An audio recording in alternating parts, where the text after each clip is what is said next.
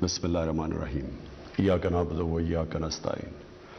میرے پاکستانیوں، آج مجھے بڑی خوشی ہے کہ ہم پاکستان کی تاریخ کا سب سے بڑا ویلفیئر پروگرام، یعنی ویلفیئر پروگرام کا مطلب کہ جس سے ہم نے اس ملک کو ایک فلاحی ریاست کی طرف لے کے جانا ہے، وہ سب سے بڑا ویلفیئر پروگرام آج میں آپ کے سامنے رکھ رہا ہوں۔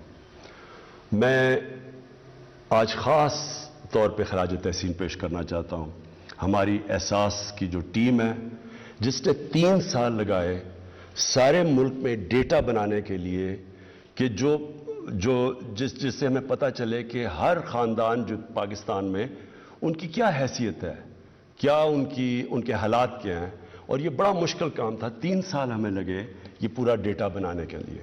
تو جب تک وہ ڈیٹا نہیں تھا ہمارے لیے سبسڈیز دینا اور آسان نہیں تھا، وہ اندازوں پہ تھا۔ تو اب ہمارے پاس ایک پورا ڈیٹا بیس آ گیا، اس لیے آج میں اس پوزیشن میں ہوں کہ میں آپ کے سامنے یہ پروگرام اناؤنس کر سکتا ہوں۔ اس سے پہلے میں صرف اپنی قوم کو یاد کرانا چاہتا ہوں کہ جو پاکستان ہمیں ملا تھا وہ اس ملک کی تاریخ میں کبھی بھی معاشی حالات اتنے برے نہیں تھے جو ہمیں ملے ہیں۔ یعنی خسارہ بھی سب سے بڑا پاکستان کی تاریخ کا، قرضے بھی سب سے زیادہ، سود بھی ان قرضوں پہ سب سے زیادہ دینا پڑا، جو کرنٹ اکاؤنٹ ڈیفیسٹ جس کو کہتے ہیں کہ جتنے ڈالرز اندر آ رہے تو باہر، اس میں تاریخی خسارہ، ریزروز ہمارے تقریباً نہ ہونے کے برابر، یعنی کہ جو ہمیں باہر ہمیں جو لائبلٹیز تھیں، ہمیں باہر پیسے دینے تھے، جنہوں نے ہمیں قرضے دیے ہوئے تھے، ہمارے پاس پیسہ نہیں تھا ان کو قرضے دینے کا۔ اور ہم خاص طور پہ آج میں پھر سے ہمارا ملک شکر گزار ہے سعودی عربیہ کا، یو اے ای کا اور چائنا کا، جنہوں نے اس مشکل وقت میں ہماری مدد کی، جس کی وجہ سے ہم ڈیفالٹ نہیں کرے۔ اگر ڈیفالٹ کرتے تو روپیہ بالکل نیچے گر جانا تھا اور مہنگائی آسمانوں پہ۔ اور اس کے علاوہ پھر ہمیں آئی ایم ایف کے پاس جانا پڑا، کیونکہ ہمیں ان کی مدد چاہیے تھی، کیونکہ ہمارے پاس ڈالرز نہیں تھے اپنے لائبلٹیز واپس کرنے پہ۔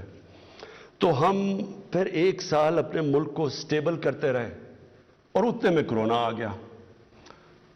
اب کرونا کا آپ کو ایک چیز سمجھنی ہے، 100 سالوں میں دنیا میں اتنا بڑا بحران نہیں آیا جتنا یہ کرونا لے کے آیا، اور اس سے پاکستان ہی نہیں متاثر ہوا، ساری دنیا متاثر ہوئی، اور خاص طور پہ غریب ملک متاثر ہوئے، امیر ملکوں میں بھی غریب لوگ متاثر ہوئے۔ اور اس مشکل مرحلے میں میں یہ بڑے فخر سے آج کہنا چاہتا ہوں کہ جو میری ٹیم تھی، جو این سی او سی، جو ہم نے ایک ٹیم بنائی جس کے اندر ہمارے ٹاپ ڈاکٹرز تھے، جس میں ہمارے صوبے بھی شرکت کر رہے تھے، ان کے چیف سیکرٹریز، جس میں پاکستانی فوج بھی شرکت کر رہی تھی، ہمارے جو منسٹر تھے، جس طرح ہم نے فیصلے کیے اور ڈیٹا بیس فیصلے کیے، اور جس طرح ہم نے کہ ایک طرف خوف یہ تھا کہ اگر کرونا تیزی سے بڑھتی گئی تو ہسپتالوں میں حالات برے ہو جائیں گے، ہسپتالوں میں جگہ نہیں ہوگی۔ جس طرح ہندوستان میں، اگر پتہ نہیں آپ نے دیکھا یا نہیں، لوگ بیچارے باہر پڑے ہوئے تھے، آکسیجن ختم ہو گئی، لوگ پہنچ نہیں سکے، آکسیجن لوگ مر جاتے تھے۔ تو ایک طرف وہ خوف تھا، اور دوسری طرف اگر آپ جب لاک ڈاؤن کرتے ہیں، اپنی معیشت کو بند کرتے ہیں، تو اس سے وہ ساری معیشت تباہ ہو جاتی ہے، فیکٹریاں بند، سب کچھ ہو جاتا ہے۔ تو اس کے بیچ میں جو راستہ تھا، جو راستہ پاکستان نے لیا، اس میں بہت بڑی ایک کنٹریبیوشن تھی، جس طرح ہماری این سی او سی نے، جس طرح ہم نے فیصلے کیے۔ اور اس میں بڑی رسک بھی تھی، کیونکہ جب ہندوستان میں نریندر مودی نے بند کر دیا، کرفیو لگا دیا ہندوستان میں، تو میرے پہ بڑا پریشر ڈالا گیا کہ جی دیکھیں آپ نہیں کر رہے، آپ کے اوپر ایف آئی آر کر دینی چاہیے، لوگ مر جائیں گے یہاں۔ لیکن مجھے بڑا آج فخر ہے کہ ہم وہ ملک ہیں جس کو انٹرنیشنلی اکنالج کیا گیا کہ وہ ملک ہے جس نے چند ملکوں میں سے سب سے بہترین طریقے سے اس مشکل مرحلے سے نکلا۔ اور اس میں ہم اپنی بات تو کیا کریں، اس میں ورلڈ بینک کی سٹیٹمنٹ ہے، اس میں ورلڈ ہیلتھ آرگنائزیشن نے پاکستان کی مثال دی ہے، اس کے اندر ورلڈ اکنامک فورم، انہوں نے پاکستان کی تعریف کی کہ جس طرح ہم نے یہ بیلنس کیا، اور پھر اکانومسٹ میگزین اس نے کہا کہ پاکستان تیسرے نمبر پہ وہ ملک تھا جس نے سب سے بہترین طریقے سے نکل کے حالات کو نارمل کر لیا.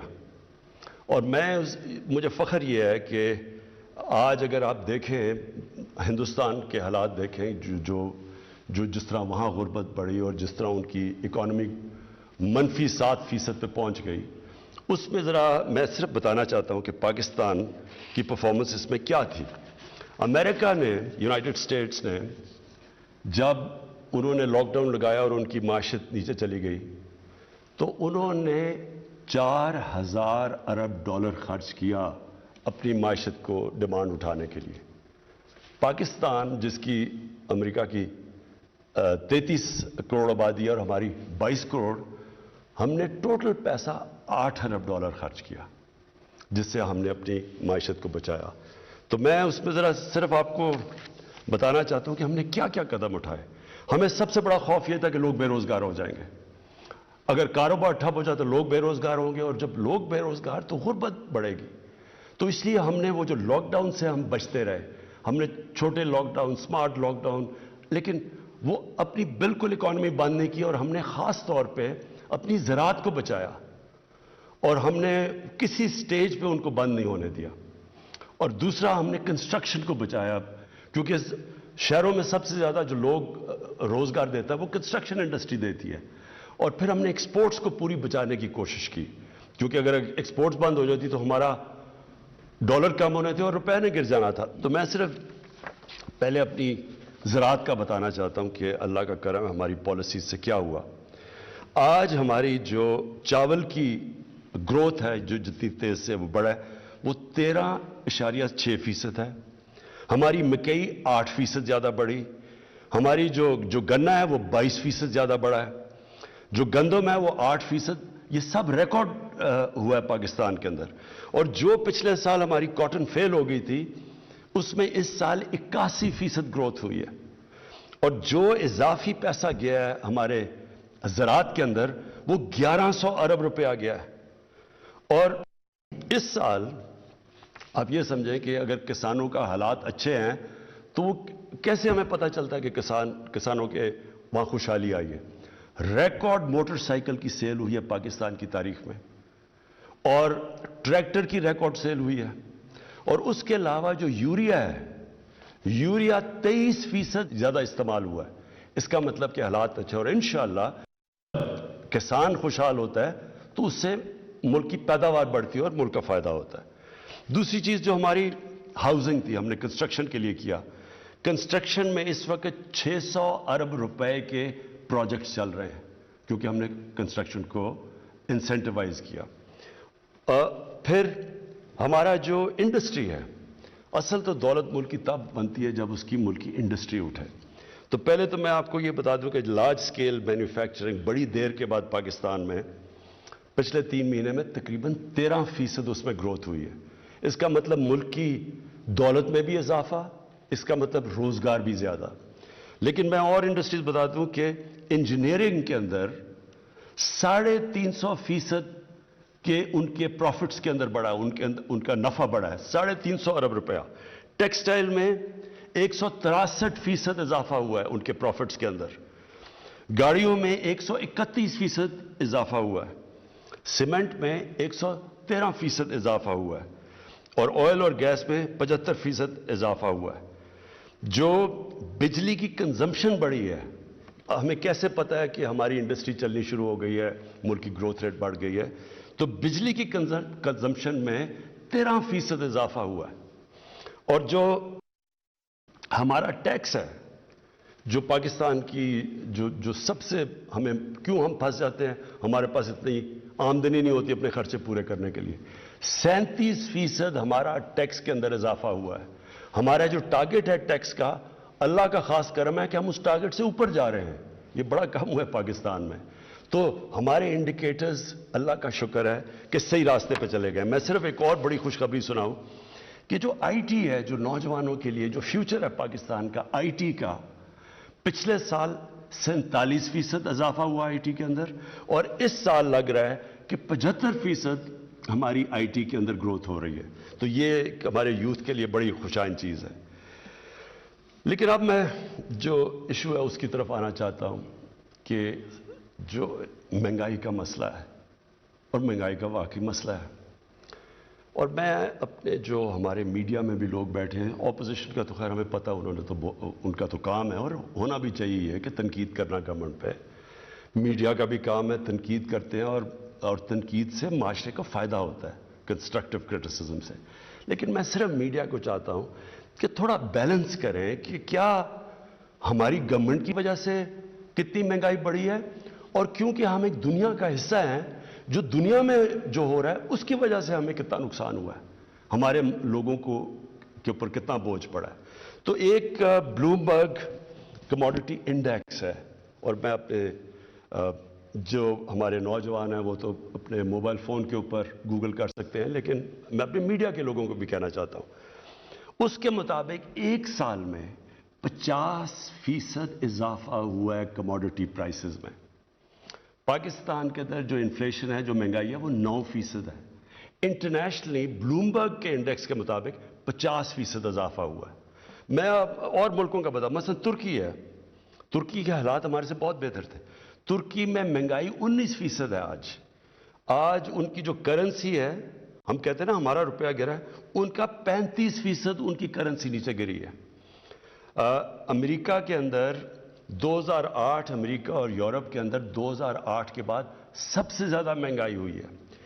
اب چائنا، اس کا جو پروڈیوسر پرائس انفلیشن ہے، پروڈیوسر پرائس انفلیشن، وہ 26 سال میں سب سے زیادہ اس کی مہنگائی اوپر گئی ہے۔ اور جرمنی میں 50 سال کے بعد سب سے زیادہ مہنگائی ہوئی ہے جرمنی کے اندر۔ گیس کے اوپر آ جائیں، کیونکہ ابھی سردیاں آ رہی ہیں اور ہمیں گیس کا مسئلہ آنے والا ہے۔ گیس پہ آ جائیں، امریکہ کے اندر 116% تک نیچرل گیس کے اندر قیمتیں بڑھی ہیں۔ یورپ میں 300% تک گیس کی قیمتیں بڑھی ہیں، اور پاکستان میں جو آپ کے گھروں میں گیس جا رہی ہے اس کی کوئی قیمت نہیں بڑھی۔ قیمت تو بڑھ رہی ہے وہ جو ہم باہر سے گیس امپورٹ کر رہے ہیں۔ اب اس کا میں پھر سے کہتا ہوں کہ ہم اس کا کیا کریں؟ جو انفلیشن باہر سے آ رہی ہے، اگر تو اللہ کرے کہ ہمارے ملک میں یہ ساری چیزیں ہوں تو ہم اور قیمتیں نیچے لے جائیں، لیکن باہر سے بھی جو آ رہی ہیں چیزیں، اس میں ذرا ایک چیز یاد رکھیں کہ جو فریٹ ہے، جو سمندر سے جو کشتیوں میں سامان آتا ہے پاکستان میں، 350% فریٹ کے اندر اضافہ ہوا ہے۔ اس میں اب پاکستان کیا کر سکتا ہے؟ پھر تیل پہ آ جائیں، اصل میں جب تیل مہنگا ہوتا ہے تو ساری چیزیں مہنگی ہو جاتی ہیں۔ اب تیل پچھلے 3-4 مہینے میں تیل کی قیمت 100% بڑھ گئی ہے، یعنی تیل تھا $42 کا، آج وہ پہنچ گیا $85 کے اوپر۔ ہمارے ملک میں کتنی بڑی ہے تیل کی قیمت؟ 33%۔ انٹرنیشنلی 100% بڑی ہے۔ اب ذرا یہ بھی ذرا دیکھ لیں کہ ہمارے جو ساتھ ملک ہیں جدھر بلکہ غربت ہمارے سے بھی زیادہ ہے، بنگلہ دیش اور ہندوستان میں، آج ہندوستان کے اندر تیل کی قیمت ہے $250 لیٹر، بنگلہ دیش میں تیل کی قیمت ہے $200 لیٹر، پاکستان میں تیل کی قیمت ہے $138 لیٹر۔ یہ کیوں کم ہے؟ کیونکہ ہم نے جو لیویز لگتی ہیں، یعنی جو ٹیکس لگتا ہے، وہ سارے ہم نے کم کرتے گئے تاکہ لوگوں کے اوپر بوجھ نہ پڑے۔ اگر ہم جس طرح انٹرنیشنل قیمتوں میں اضافہ تھا اسی طرح ہم کرتے، یا جو پچھلی گورنمنٹ نے ٹیکسز لگائے ہوئے تھے، تو آج ہمیں 450 ارب مزید اس گورنمنٹ کو فائدہ ہونا تھا۔ وہ ہم نے اپنے پیٹ کاٹ کے، تو اس لیے تاکہ لوگوں کے اوپر بوجھ نہ پڑے۔ تو جب آپ کہتے ہیں جی پٹرول مہنگا ہو گیا، اس وقت پاکستان سب سے، سوائے وہ ملک جن ملکوں کے اندر تیل نکلتا ہے، سوائے ان ملکوں کے جو امپورٹ کرتے ہیں، پاکستان میں سے سب سے سستا ملک ہے پٹرول میں۔ لیکن میں آج آپ کو کہہ رہا ہوں کہ ہمیں پٹرول بڑھانا پڑے گا، کیونکہ ہم اگر پٹرول نہیں بڑھاتے تو ہمارا خسارہ بڑھتا جا رہا ہے، اور خسارہ آگے بوجھ پڑا ہوا ہے ہمارے قرضوں کے اوپر جن کا سود دینا پڑتا ہے، تو ہمیں تھوڑا پٹرول کی قیمت بڑھانی پڑے گی، میں آج آپ کو کہہ رہا ہوں۔ لیکن ابھی بھی ہندوستان سے ذرا صرف مقابلہ کر لیں کہ $250 لیٹر آج ہندوستان میں پٹرول بک رہا ہے، اور بنگلہ دیش میں 200 روپے لیٹر. تو آپ ذرا خود ہی مقابلہ کر لیں کہ پاکستان میں آج 138 روپے کا بک رہا ہے. اب آٹے کے اوپر آ جائیں. آج اگر آپ دنیا کی ایوریج نکالتے ہیں کہ دنیا میں ایوریج پہ آٹا کتنے کا بک رہا ہے, تو آپ کو حیرت ہوگی یہ سن کے کہ پاکستان میں اس سے آدھی قیمت پہ آٹا بک رہا ہے. آج اگر ہندوستان اور بنگلہ دیش سے آپ مقابلہ کرتے ہیں تو ہندوستان میں 83 روپے کے جی پہ آٹا بک رہا ہے, اور وہ بنگلہ دیش میں بھی 83 روپے. پاکستان میں 60 روپے کے جی آٹا بک رہا ہے. میں یہ آپ کو اس لیے بتانا چاہتا ہوں کہ آپ یہ سمجھ جائیں کہ ہاں مہنگائی ہے, لیکن گورنمنٹ کی طرف بھی دیکھیں کہ ہم اپنی پوری کوشش کر رہے ہیں کہ آپ کے اوپر بوجھ نہ پڑے. اب دال مونگ یہ عام آدمی کھاتا ہے, اس میں بھی دیکھ لیں کہ ہمارے سے پھر سے زیادہ غربت ہے ہندوستان میں اور بنگلہ دیش میں. ہندوستان میں بک رہی ہے 338 روپے کی کے جی دال مونگ, بنگلہ دیش میں 334 روپے کی, اور پاکستان میں 162 روپے کی بک رہی ہے. لیکن میں یہ صرف اس لیے آپ کو بتایا کہ آپ سمجھ جائیں کہ ہماری کدھر مجبوری ہے. دال ہمیں زیادہ تر امپورٹ کرنی پڑتی ہے, تیل باہر سے منگوانا پڑتا ہے, گھی کی قیمت تقریباً دگنی ہو گئی ہے. جو پام آئل ہے وہ تقریباً باہر دگنا ہو گیا, وہ ہمیں باہر سے لانا پڑتا ہے. تو اس میں ہم کیا کریں؟ یعنی تو اس کے لیے ہم نے فیصلہ کیا, یہ جو اب پروگرام آپ کے سامنے رکھنے لگا ہوں, اس سب چیز کو دیکھتے ہوئے ہم نے ایک آپ کے سامنے پروگرام لائے تاکہ آپ کے اوپر بوجھ نہ پڑے, اور کم سے کم بوجھ پڑے. بوجھ تو خیر پڑا ہوا ہے, وہ دنیا کا مسئلہ بنا ہوا ہے. اور میں یہ بھی سمجھتا ہوں کہ یہ انشاءاللہ یہ سردیوں کے بعد یہ دنیا میں یہ جو سپلائی افیکٹ ہوا ہے کرونا کی وجہ سے, یہ ٹھیک ہونا شروع ہوگا, قیمتیں نیچے بھی آ جائیں گی. لیکن ہم آپ کے سامنے ایک پیکج لے کے آ رہے ہیں, اور وہ پیکج ہے 2 کروڑ خاندانوں کے لیے, اور وہ افیکٹ کرے گا تقریباً 13 کروڑ پاکستانیوں کو. اور یہ پیکج ہے 120 ارب روپے کا, جو فیڈرل اور پروونشل گورنمنٹ مل کے دے رہی ہے. اس میں ہم 3 کھانے پینے کی جو سب سے زیادہ ضروری چیزیں ہیں, گھی, آٹا اور دال, اس میں آپ دکان میں جا کے اس پہ 30% آپ کو ڈسکاؤنٹ ملے گا. ہم 30% سبسڈی دے رہے ہیں گورنمنٹ, اور یہ 120 ارب روپے کی سبسڈی ہے, اور یہ انشاءاللہ اگلے 6 مہینے تک ہے, تاکہ یہ جب مشکل وقت نکل جائے تو اس میں آپ کو 30% آپ کو اس میں بچت ہوگی جب آپ جا کے یہ 3 چیزیں خریدیں گے. یہ جو ہمارا پیکج ہے انشاءاللہ اگر ہمارے جس طرح ہمارا ٹیکس بڑھتا جا رہا ہے, ہمارے پاس اگر اللہ ہمارے حالات بہتر کرے تو یہ ہم مزید آگے بھی بڑھا سکتے ہیں, لیکن ابھی مجبوری میں یہ ہم لے کے آ رہے ہیں. اب اس کے علاوہ آپ کو پتہ ہونا چاہیے کہ احساس کا اس کے علاوہ 260 ارب روپے کے احساس کے پروگرام چل رہے ہیں, اور یہ بھی صرف اور صرف یہ 1 کروڑ 20 لاکھ خاندانوں کے لیے 260 ارب روپے کے ہمارے جو پروگرام ان کے لیے ابھی بھی چل رہے ہیں, یہ اس کے اوپر پیکج دیا جا رہا ہے. اس کے بعد جو دوسری چیز ہم لے کے آ رہے ہیں وہ بھی ایک پاکستان کی تاریخ میں ایک پہلی دفعہ اتنا بڑا پروگرام ہے, کامیاب پاکستان. کامیاب پاکستان کے اندر ہم کیا کر رہے ہیں, ہم نے 1400 ارب روپے کی فنڈنگ رکھی ہے. اس میں 1400 ارب روپے کبھی پاکستان کی تاریخ میں اپنے کمزور طبقے, اور کمزور طبقے کا مطلب یہ ہے 40 لاکھ خاندانوں کے لیے ہم لے کے آ رہے ہیں. 40 لاکھ خاندانوں کے لیے ہم نے یہ ایک سود کے بغیر قرضوں کا پروگرام لے کے آ رہے ہیں, تاکہ سود ان لوگوں کو ہم اوپر اٹھا سکیں. تو اس کے اندر سب سے پہلے گھر بنانے کے لیے سود کے بغیر آپ کو قرضے دیے جائیں گے. یہ جو 40 لاکھ خاندان ہیں, آپ اپنا گھر بنا سکیں گے سود کے بغیر قرضے لے کے. پھر اگر کسان ہے تو اس کو 5 لاکھ کا قرضہ ملے گا سود کے بغیر, اپنا وہ جو بھی اپنی زمین پہ انویسٹ کر سکے. شہروں کے اندر کاروبار چلنے کے لیے آپ کو قرضہ دیا جائے گا سود کے بغیر 5 لاکھ کا. پھر ایک خاندان میں ایک فرد کے لیے سکل ٹریننگ کروائی جائے گی تاکہ اس کو کوئی ہنر سیکھے, تاکہ وہ اپنے پیر پہ کھڑا ہو سکے, اپنے ساری خاندان کی بھی مدد کر سکے. اس کے ساتھ کنیکٹڈ ہے کامیاب جوان پروگرام.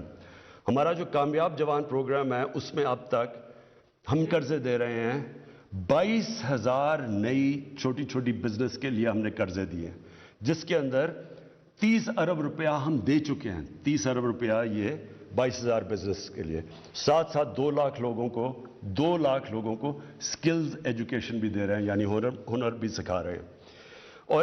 और इसके साथ भी कनेक्टेड है पाकिस्तान की तारीख का सबसे बड़ा स्कॉलरशिप प्रोग्राम। और ये इसलिए इंपॉर्टेंट है कि ये अगर कोई चीज़ भी हमारे निचले तबके को, कमज़ोर तबके को उठा सकता है, वो है तालीम। और उसके लिए कभी इतना बड़ा पाकिस्तान में प्रोग्राम नहीं है। 60 लाख स्कॉलरशिप्स और स्कूल स्टाइपेंड्स ये हम दे रहे हैं, और इसमें हम 47 अरब रुपया हम खर्च कर रहे हैं इसके ऊपर, इस बड़े प्रोग्राम में, जिसमें सूबे भी शामिल हैं। ये टोटल प्रोग्राम की मैं बात कर रहा हूं, जिसमें हायर एजुकेशन, सूबे, हम सब मिलकर कर रहे हैं। 60 लाख स्कॉलरशिप्स और स्कूल स्टाइपेंड्स, ये कभी इस मुल्क की तारीख में कभी किसी गवर्नमेंट ने नहीं दिया। और आखिर में हेल्थ कार्ड। मेरी शुरू से कोशिश ये थी कि इस मुल्क के अंदर जो सबसे एक मुश्किल वक्त एक ख़ानदान के ऊपर आता है कि अगर घर में बीमारी हो जाए और उनके पास पैसा ना हो इलाज करवाने के लिए, इसीलिए शौकत खानम बना था। वही कैंसर के इलाज इतना महंगा था, जब मैंने देखा कि हमारे लिए इतना मुश्किल था, अल्लाह ने हमें हैसियत दी थी, तो जिनके पास कुछ नहीं था वो क्या करें अगर उनके घर में बीमारी हो, तो इसलिए वो सोचा था। तो मैंने तब भी सोचा था कि एक दिन अल्लाह ने मुझे मौका दिया तो हर पाकिस्तान के ख़ानदान को मैं एक हेल्थ इंश्योरेंस दिलवाऊंगा, और मकसद उसका ये होगा कि हर ख़ानदान में अगर कभी भी बीमारी हो तो उनके पास पैसे हों और वो जाके किसी भी हॉस्पिटल में अपना इलाज करवा सकें। तो ये जो हमारा प्रोग्राम है, ये पूरी तरह इस वक्त पख्तूनख्वा के अंदर शुरू हो गया है। सारे पख्तूनख्वा के ख़ानदान इस वक्त उनके पास हेल्थ इंश्योरेंस है, और वो किसी गवर्नमेंट हॉस्पिटल में 10 लाख रुपए तक अपना इलाज करवा सकते हैं। अब ये इस्लामाबाद की सारी एरिया में भी शुरू कर रहे हैं हम, और तकरीबन हम कर चुकेंगे इस 1-2 महीने में। उसके बाद ये पंजाब में शुरू हो रहा है दिसंबर के आखिर में। मार्च तक सारे पंजाब के ख़ानदानों के पास हेल्थ कार्ड आ जाएगा। किसी भी अस्पताल में जाके 7 से 10 लाख रुपए तक अपना मुफ्त इलाज करवा सकेंगे। और ये जितने भी आज़ाद कश्मीर जिधर हमारी गवर्नमेंट्स हैं, ये प्रोविंशियल गवर्नमेंट्स कर रही हैं। गिलगित बल्तिस्तान में कर रही है। मैंने जो हमारी कोलिशन गवर्नमेंट है बलूचिस्तान में, मैंने कल चीफ मिनिस्टर से बात की कि वो भी वहाँ से शुरू करें अपना प्रोग्राम। और इंशाअल्लाह मार्च तक हमारे जितने सिंध, क्योंकि उनकी अपनी गवर्नमेंट है, मैं तो उनको भी कहूँगा सिंध को कि वो शुरू करें प्रोग्राम, क्योंकि इससे बड़ी नेमत एक आम शहरी के लिए नहीं हो सकती, और ख़ास तौर पे जो कमज़ोर तबका होता है। मैं अपने इंडस्ट्रियलिस्ट और जो कंस्ट्रक्शन इंडस्ट्री में जितने बड़े बड़े हमारे सेठ हैं, मैं आप सबको आज अपील करता हूँ कि जब आपका इतना ज़्यादा नफ़ा बन रहा है तो इसके अंदर उनको शामिल करें। जो मज़दूर हैं, जो आजकल की महंगाई में मुश्किल में हैं, उनकी ज़रूर आप तनख्वाहें बढ़ाएं। आखिर में मैं आज फिर से अपनी पहले तो एहसास की टीम को मुबारक देता हूँ, क्योंकि बड़ी मुश्किलों से डेटाबेस बनाया गया। और मैं अपनी मीडिया को फिर से मैं अपील करता हूँ कि जब आप, ये बड़ा आसान है, जब ये मुश्किल वक्त है, सारी दुनिया में मुश्किल वक्त है, तो आप अगर अमेरिका में भी किसी गरीब घर के पास ले जाए कि जी गैस बड़ी महंगी है, या इंग्लैंड में तो चीज़ें ही नहीं मिल रही कई जगह क्योंकि वहाँ तो हालात और तरह के हैं, तो वो सारे कहेंगे अगर आप माइक ले जाएं बड़ा मुश्किल वक्त है जी। लेकिन ये समझाएं कि ये कोई पाकिस्तान के अंदर मुश्किल वक्त नहीं है, बल्कि हम वो मुल्क है जो बहुत बेहतर तरह से निकला हुआ है इस मुश्किल वक्त से। जिस मुल्क के हालात वो थे 3 साल पहले और आज अगर आप देखें तो अल्लाह का खास करम है इसके ऊपर। और जो ऑपोजिशन सड़कों पर निकली हुई है कि जी बहुत महंगाई हो गई, तो मेरी सिर्फ 2 बड़े ख़ानदानों से एक रिक्वेस्ट है। मैं आपसे बल्कि रिक्वेस्ट करता हूं कि 30 साल में जो आप 2 ख़ानदानों ने पैसा चोरी करके मुल्क से बाहर लेके गए हैं, आधा भी आप पैसा पाकिस्तान ले आए। मैं आपसे अपनी कौम से वादा करता हूं, सारे खाने पीने की चीज़ों की कीमतें मैं आधी कर दूंगा। पाकिस्तान पाइंदा